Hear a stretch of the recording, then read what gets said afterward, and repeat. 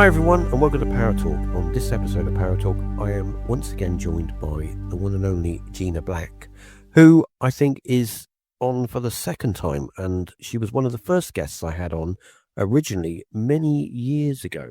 So without further ado, hello Gina, nice to hear from you again. Hello, thank you so much for having me back. I appreciate being here with you. Well, it was about time we had a catch up because it has been a while. It's been a few years, hasn't it?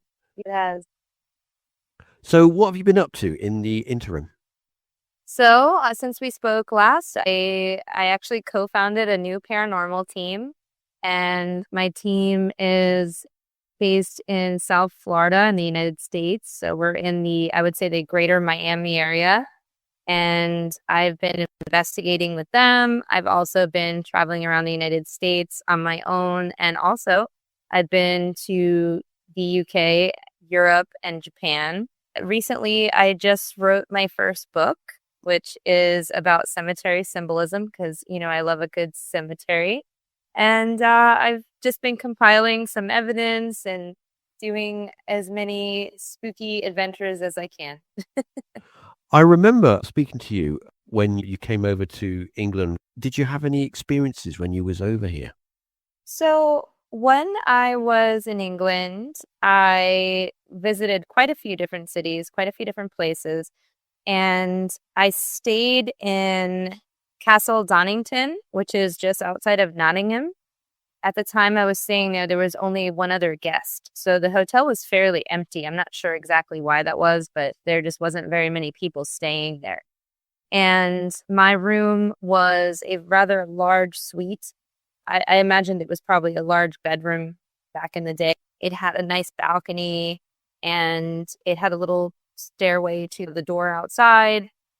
I had asked the hotel staff, I said, I introduced myself and I said, hi, I'm a paranormal investigator.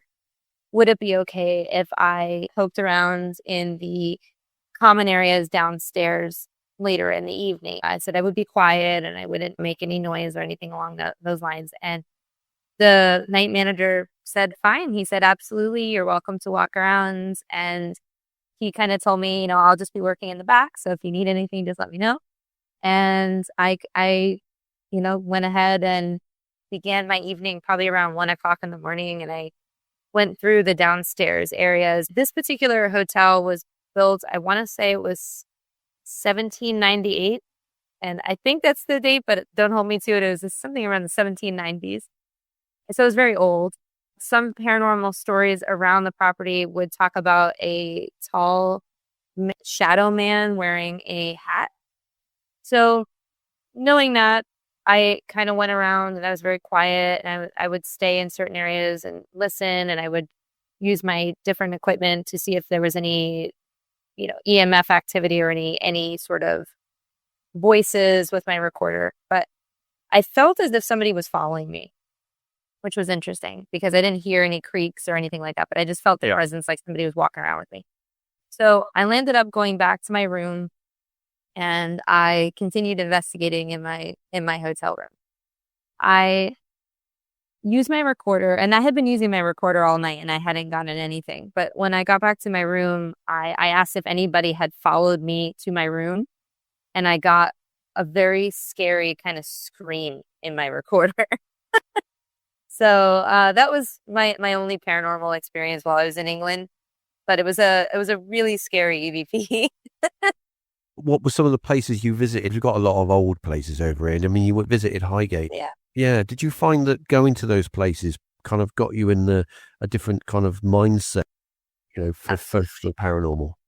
Absolutely. I visited the old operating theater in London, which was the theater where many doctors would perform different operations. And I was there at the end of closing time, and the people at the museum kind of let me have a little time in the operating theater, which was very heavy feeling. I felt a very interesting presence there. I also visited Highgate, like you mentioned. And when I was in Highgate, I took the tour, which brought me into the catacombs of Highgate, which not everybody knows that there are. It's like a vault with tombs inside that are covered. And I got to go inside and experience that. as far as the history of Highgate goes, I know we might talk about it later, but there was a time during the 1970s where people were vandalizing the property. And this particular tomb was very heavy hit by that vandalism. And there were many different caskets that were ripped from their tombs in the walls, and they were broken apart. They were damaged. You can see it to this day if you go down there. You can see many different resting places have been completely, destroyed. Yeah. And they have they left everything as it is. So if you go down there, you can see these old caskets, let's say for the late 1700s, early 1800s. There's like old wood coffins, and they're broken apart, and they're just left in their spaces down there.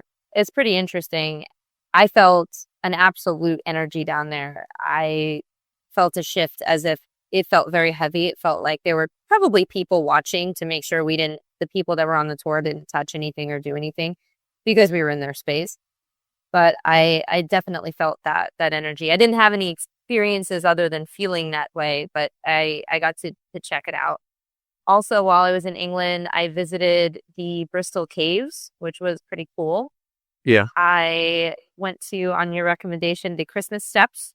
Yeah. The Christmas Steps in Bristol were it was a walkway, a passageway where prisoners that were being led to the gallows would walk through these steps. And there are phantom screams and phantom cries that you can hear at all hours of the day in this area. It once was the stairways to the gallows, and which are no longer there, but the steps are.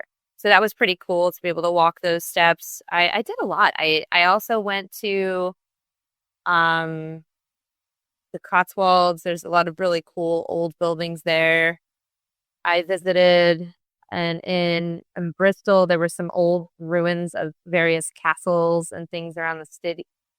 So I tried to get as many spooky visits in as I could. I did a Jack the Ripper walk. So I went to all of the known sites of where victims were found, and that was pretty interesting to see. The night I went, it was a very cold and rainy night, so it felt extra spooky.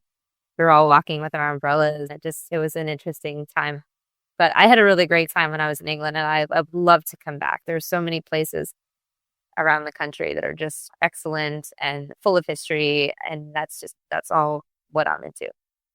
Well, the next time you do come back, you have to let me know, and we'll have to do a tour together or something. I would love that. An investigation or something like that. What I was going to ask you was, because you've been to some other places as well, different locations, different countries. Do you find that the way the paranormal is looked upon, do you find it's different in different places? That's a great question. And yes, so I frequently go to Japan. I'm going this summer, and it's going to be my, I want to say 7th or 8th time going. My husband, before I met him, he used to live and work in Japan, and I met him shortly after he moved back to the United States. So we've been going together often because, he lived there, he had friends there. So we would constantly go back. So I've been traveling back to that country and spending a lot of time there. Yeah. And the Japanese people have a very interesting relationship with spirituality and stories of the paranormal. They believe it strongly, wholeheartedly. They believe in spirits in the forest. They believe in spirits of unrest that still occupy castles and tombs. They still believe that wholeheartedly. However, they don't explore the paranormal. Nobody does, which is kind of interesting. There's not really any paranormal investigators that I could find. It seems that everybody believes in it and they have a lot of respect for it, but they don't want to mess with it, which is probably wise. But me being a curious mind, of course, I had to see what I could see while I was there. Well, yeah, I think about it. I mean, you don't really get a Japanese version of Ghost Hunters or Ghost Adventures. I mean, those probably are. There most probably are lots of them that we don't get exposed to, but it's not really pushed to the forefront. Like in the West over here, it's like you have these paranormal shows, and they're just like mainstream. It is basically entertainment. It's everybody consumes it. It's there to watch. I mean, I've noticed recently, I'm going off a bit on a tangent here, but I've noticed in recent years, now I used to be a real kind of consumer of like what I would call paranormal TV shows. I would watch anything, but I've noticed in the last 5 to 10 years, that kind of ended now. It doesn't interest me anymore. There are very few shows that I watch as in the sense of, oh, that TV show's on, I'm going to watch that. I tell you what, I do watch a lot of, and that is independent investigators that go out on their own. For example, Rob Davies, who's got a YouTube channel, Dead Air, and he does a lot of solo investigations. He just goes off on his own, goes all around Europe, goes all around England, and he'll do a full investigation. He'll make a documentary about it, and then he'll upload it to YouTube. And those are the things that I watch now. Because it's like I can kind of sort of connect more with that than I can some TV show that you're thinking, well, are they doing this because they want views? I would rather watch a guy sit in a room and eat his sandwiches and drink his coffee for an hour and hear nothing, because I feel that's more real. Do you not agree? I do agree. I do. We have a few shows that I would say are more along those lines, but everything was pretty much canceled, and it's unfortunate. But I think what happened was there was, in the United States at least, there were so many shows that all started coming out around the same time, and the networks, maybe it was just oversaturated. Yeah. So they just canceled most of them. But there was one that was actually, I don't know if you're familiar with it, but it's Jack Osborne, is the Osborne son. Yeah. And so it was Jack Osborne and another investigator, Katrina Weidman, and they had a show called Portals to Hell. Portal to Hell, yeah. Which was very much like what you're describing. It was, very quiet, and they were very honestly investigating certain areas. They would go and they would, just see what they could see. But I guess maybe it was too sleepy in some people's minds. It wasn't exciting enough. One of the main shows that I would watch religiously was, I suppose I would call it paranormal. I would call it mystery. It was Destination Truth. Yeah. What's his name? I can't remember his name. Yeah, a little team of people, and everybody. There was a few skeptic. It was interesting. Josh, whatever his name was. But I think I saw a couple episodes of that. I used to enjoy that. You don't want to see a bunch of people running around being all mental in the dark for like an hour. That's just I don't. I don't get that. Gina, what is your opinion? Why do you need to ghost hunt in the dark? Tell me why that is. Because ghosts don't. I don't think they care if it's daytime or it's nighttime. Well, there's a couple of reasons I think that make sense for it. Number one, a lot of the locations, perhaps they might function during the day. So maybe it's a restaurant or a bar or a hotel or whatever it is. So at nighttime, maybe they're less active when it comes to living people walking around. I know some of the locations that I investigate, they might function during the day for tours. There's a museum that my team volunteers at, and we do events for them. And during the day, they give tours all day. So there's people in and out. But at night, they let us do investigations, and we host these investigations for them. So there's nobody walking around. The other thing is there's less noise pollution at night. And then the last thing is when it's darker, you might be able to see some of the equipment a little bit better. So if you have, let's say, a EMF reader, it lights up when it's spiked for a strong EMF field around it. So if you're in the dark, you might be able to see that a little bit better than if during the day. So it might stand out to you more. And some of the other equipment that I use that are, popular paranormal equipment might have lights on them. And you could absolutely see them during the day, but they'll just be a little bit more prominent when you're in a dark room. It's more noticeable. So I think with all of those reasons, it's common why people investigate at night. But the other thing I would say, which is a small percentage, is the idea of residual hauntings. And a lot of times residual hauntings are maybe a situation that repeats itself. So maybe you're hearing footsteps going up and down a stairway, maybe at the same time every day. You might not hear that during the day quite as clearly because of all those other things I talked about, all that other noise pollution. But at night, you would hear it a little bit easier because all of those things are, everything else around you is pretty quiet. So I think for all of those reasons, it makes more sense. But I investigate during the day pretty regularly. And I think that in most locations, you can probably get similar activity during the day and at night. But I guess it's just a preference.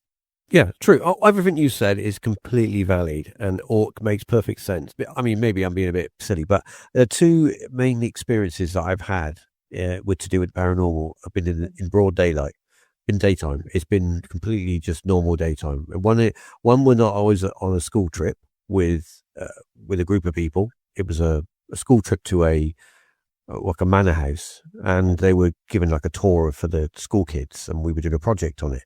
And I saw a person, okay, in period dress walk from one room through a doorway, and I thought it was like they were going to, I thought they were going to have like sort of cosplay, like somebody was going to come out and go, haha, forsooth, blah, blah. But no, it wasn't that. And at the end, I couldn't see this person anymore. The guy that was doing the talking and explaining it all to us about the house and the history and stuff, as we were diligently taking notes. I asked him, I said, who was the person with the hat and the boots and stuff? And he said, there's no one here, son, but us. It's closed to anyone else. We're just us here today doing a tour for your school project. There's no one else in the building. And I'm like, oh, okay. And I never really thought anything more about it. And then like, all these years later, I'm thinking to myself, maybe I did see something, or maybe I didn't, or maybe I imagined it, or maybe I don't know. And the only other time that I had an experience, I was also on a school trip, and it was we went to a workhouse, and it was a load of us. Well, not load. There was a school classroom's worth, but we were all split up into groups, and we were in a workhouse which had been made into a museum, and they were taking us around the building and showing us where the people would stay, where they would have their food, where they work. They showed us the looms and how dangerous they were, and stuff like that. It wasn't just me. It was me. Another guy said to me, he said, do you feel weird? And it was like a feeling. It was like a feeling of like anxiousness, but also sadness. But it was just in a particular area. It was a very strange feeling. It was like you were walking through an invisible cloud. But that was in broad daylight. That was in normal daytime. But I'm not to say that personally. I think that if there are ghosts out there and they're doing their thing and just bored or whatever, I just think they're doing them anyway. And until you stop and start to listen and think about what you're doing, you don't really pick up on stuff. But yeah, I see where you're coming from. Now, as you mentioned it just now, you've written a book. You've actually written a book about something quite specific, and that was to do with the symbolism of the whole kind of graveyards and the architecture. And where did all that come from?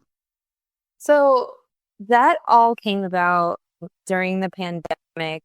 I had a lot of free time, and I took my camera to a local historic cemetery, and I just wanted to walk around by myself and do something creative. So I started taking some pictures, and I started noticing that there was more and more repeating symbolism. I would see ivy a lot. I would see tree stumps. I would see lambs. I would see doves. I would see certain things over and over and over again. And I just was wondering, what it all meant, which kind of got me into the rabbit hole of researching cemetery symbolism. And I became very fascinated with it.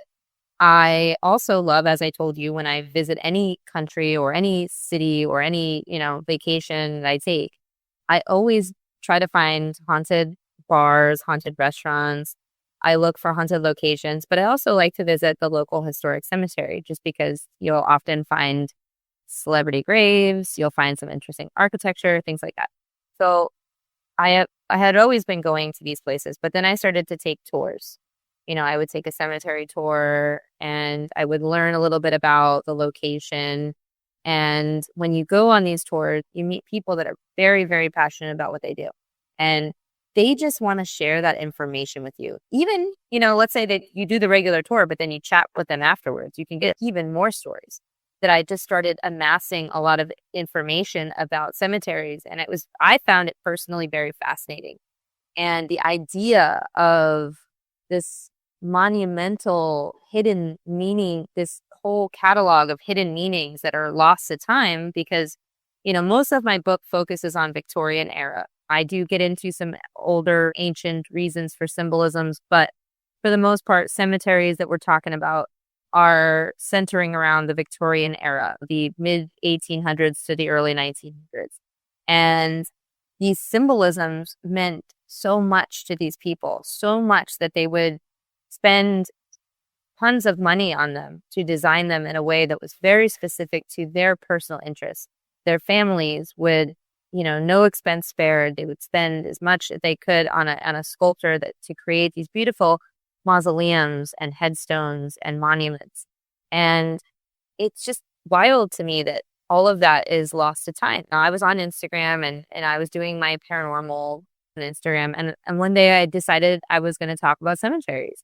And I posted a video thinking, nobody's going to care about this. It's kind of weird. Maybe they don't care. And lo and behold, I got a ton of reaction to the video that I posted. And I was talking about cemetery gates and what the cemetery gates meant and why they were built the way that they were built and what they represented and how the Victorian people felt about them and why they were, built out of the material they were built out of and all of that.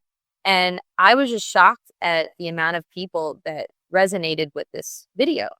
And I don't want to say it went viral, but I went from around, let's say, 4,000 followers to 20,000 followers. Yeah. From one video. And that was really shocking to me because I just thought, oh, here I am. I'm doing these little silly, research projects on cemeteries. No one's going to care about this. And lo and behold, a lot of people cared. So I started to do more of these videos, and that's sort of how I kind of got the topics going. I would talk about a topic and I would share it, and people would comment new topics for me to look into, or, hey, I found this one. What does this mean? And it just became an interesting ongoing project for me. And that's when I landed up finding the publisher who actually reached out to me about writing the book. And I had been, creating all of this research. And I said, yeah, I think that sounds like a good idea. I would love to write a book because I have so much to share about this. And I think other people are interested too. So that's kind of how it all came about. I think with the Victorian era of graveyards and cemeteries, when you look at some of the mausoleums and the buildings and the headstones, I think you got that kind of Gothic era, which is the kind of, the romantic side of death, shall we say. But when we look at it in a sense that it's kind of like, it's the last marker of who you are. Let's be basic here. And, in one sense, you're never coming back as the person you are today. And once it's game over, it's game over. So if you've got the money and the means and the ability, then you're going to build something where it's going to stand for an eternity, where other people can go, oh, who was that person there? Why have they got such a big building? I mean, if you walk around Highgate, one of the things I noticed walking around Highgate is that when you look at some of the buildings and some of the grand buildings, and you look at the people and you think, oh, there's a whole family and there's a whole generation inside of there, and all those people had individual lives, and they've all now been immortalized in stone, in a design, in a building, and that is them, that is their marker, and they will forever be there, until the day that we're no longer around and it all returns to the earth. But you've got other people who have got small little headstones or little markers that they've still got their mark. Anyone that's been on this planet for whatever, I mean, it's going to be in some way has got a marker of some sense. You've still left your mark in some way. But I think that when you look at the Victorian era, it was all about, to be crude, big is best. If I'm an important person, I want something that's bigger than and more grander than anyone else, and I want to be the one that everyone sees first and is going to talk about. But I think that as the years have gone on, have you noticed with graveyards are, if you think about it now, right? Graveyards, like anything in our modern society, it's become very sterile, and it's become very sort of like now, if you go to a a modern, what I would, well, modern, a graveyard that isn't like hundreds of years old, then it's just like a field with markers in it, you know. Right. Yeah. And have you noticed that there's a distinct difference where what they did 200 years ago, where they were creating something and they wanted to create a something that was made a statement. Now it's just like, oh yeah, you're expired. We're gonna put you in the oven and cook you and then chuck you on the thing and put a little thing and that's it and you're done. Yeah, I mean, now we have, the death industry is very, very expensive. And I think that's the biggest reason why you don't see as many, uh, intricate headstones and monuments as you would have years ago, because it's so expensive to bury someone. And, families can't afford it. So you're seeing smaller and smaller, maybe plaques. That's a very common thing if you go, is a very flat, a metal marker into the ground. And you're also seeing headstones that are made in molds. So there's not really the uniqueness that you saw in the Victorian era. In the Victorian era, everything was carved by hand. Everything you had was one of a kind. Everything that you saw was made to order based on the family's wishes, or the person, in some cases, when they were still alive, they might have been commissioning it before they died. But everything was made with purpose. Everything was made specifically for a reason. Whereas nowadays, you go to a funeral home, you pick out, your casket, you pick out this you want. Oh, I'll take the roses on the headstone. I'll take, the pink marble, and everything is done generically. There's no voice, there's no personality, there's no character. And yes, it creates a sterile cemetery. Absolutely. And now if you go into a modern cemetery or newer cemetery, like you were saying, you're going to see probably multiple headstones that look very similar. I think that that's a little bit of a shame. I understand why, so I'm not judging people on not spending tons of money, but I think that it is a little bit of a shame where we have that lost love language of symbolism that is not really being used anymore.